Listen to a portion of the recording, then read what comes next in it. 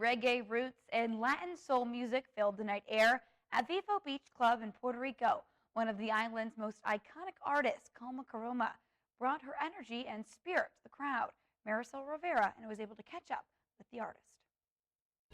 As the world continues to get back to normal, we're holding live events and we're going to catch up with Puerto Rican soul sensation, Calma Carmona.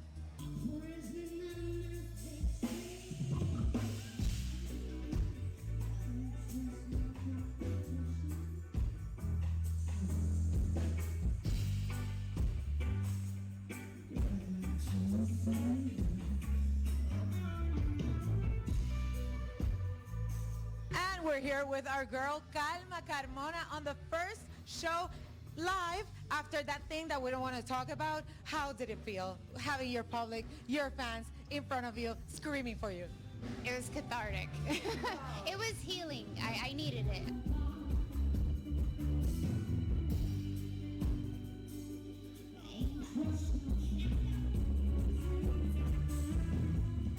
I've been channeling my creative juices somewhere else with the cannabis line, with the Calm Easy. It's a venture with Caribbean Hemp Farms, which is a farm from here in Puerto Rico in Santa Isabel, where they grow CBD, they grow hemp.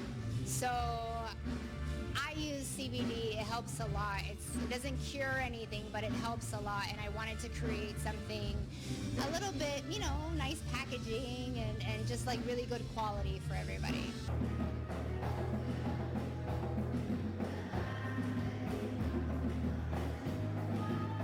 Let's talk about your last single. It is No Lo Publico. Tell us about that. Well, No Lo Publico, I just, I put it out for fun. I guess that's comes with the perks of being your own boss, I guess. Yeah. Girl, woman empowerment. And now we're going to put out a single called Find Yourself, and we're really excited about that one.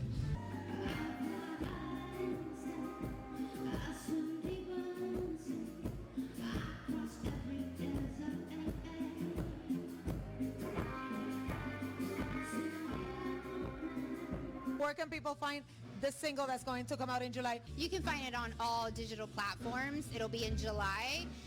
And the Calm Easies, we're expanding. So we're going outside of Puerto Rico with that one. So yeah, you know what? I want to say thank you. You guys have been such a great support in my career. And thank you so much for supporting me. Thank you, everybody.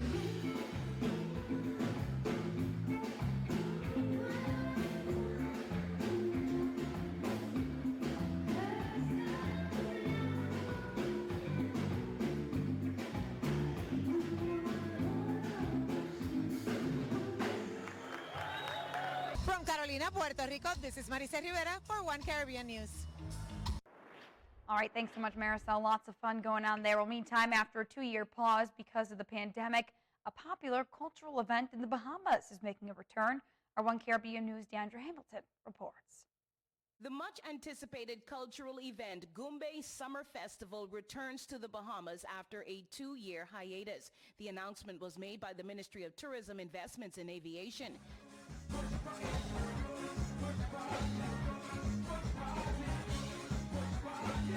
The Goombay Summer Festivals will take place during the months of July and August throughout the Family Islands like Abaco, Bimini, Berry Islands, Exuma Harbor Island, and Eleuthera. Goombay is something that Family Islanders look forward to because it's a great economic opportunity and it gives the islanders a chance to show their cultural delights. It's also fun for locals and visitors to immerse themselves into the Bahamian culture in one spot for free. Tourism Minister and Deputy Prime Minister Chester Cooper said, "It is gratifying to see the return of our beloved festivals. After all that we have endured over the past few years of the pandemic, we have to celebrate our culture and truly appreciate what we have." He continued with, "The safety of our residents and guests is our highest priority. We will continue to adhere to all COVID protocols as we host these events." Also returning to the Bahamas this summer is the Junkanoo Summer Festival. The event has been held virtually due to COVID-19 and will be held in person this year. The celebration will take place every Friday in July. Junkanoo Summer Festival highlights the cultural and historic importance of Junkanoo. It also happens to complement the Independence festivities for the Bahamas, also returning to in-person events for 2022. This all happens as the Bahamas ends the COVID-19 testing requirement for vaccinated inbound travelers. DeAndre Hamilton reporting. All right, thanks so much, DeAndre. Meantime, the Ministry of Health in Guyana is trying to get COVID vaccines for children as young as 6 months old to 4 years old. Minister of Health Dr. Frank Anthony on Monday said that the move follows the United States Food and Drug Administration recently giving emergency use authorization to immunize that age cohort using Pfizer and Moderna vaccines manufactured specifically for that younger age group. Dr. Anthony says even though the country faces some challenges in acquiring vaccines for children, the ministry continues to collaborate with international partners to ensure citizens have access to the vaccines. On June 21st, the CDC authorized the rollout of approximately 10 million doses to children in the United States. Dr. Anthony noted that studies have showed the vaccine is very effective in boosting the immunity of the young population. We have started a process of trying to access the vaccine for the 6 months to 4 years age group. And in fact, we are right now trying to determine what quantities we'll ask for. So this week we'll put in that order, and hopefully in the next 2 months or so, we should be able to get some of these vaccines for the 6 months to 4 years age group. Now, the Ministry of Health earlier this month started vaccinating children ages 5 to 11 years old against COVID-19. To date, over 3,000 children have received the first dose of their vaccine. And switching gears now, it's well known that inflation and skyrocketing home prices have pushed rents up even higher. But what's less well known is the impact it's having on what many see as the only affordable form of housing left, mobile homes. Roughly 20 million Americans live in mobile homes, which makes up about 6% of all U.S. residences.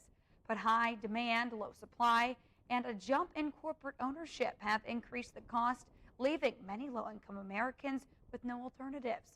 On a percentage basis, mobile home costs have gone up even more than the broader housing market. According to the Washington Post, average new home prices grew by 22% since the start of the pandemic. Over that same period, mobile home prices have jumped almost 50%. The Post also reports mobile home park rent prices are doubling and even tripling in some areas. And meantime, make sure you check your receipt the next time you eat out. Some restaurants are adding surcharges to offset these higher costs for food, fuel, and wages. According to the National Restaurant Association, diners may notice the surcharges displayed on menus, checks, and websites. The organization points out that restaurants are dealing with rising wholesale food prices, up 15.6% in the last year. The online restaurant reservation service OpenTable reports fewer people are going out to eat, signaling a possible slowdown in consumer spending due to inflation. But a bright spot does exist for restaurants. The Census Bureau says restaurant sales were up month over month in May to $85 billion.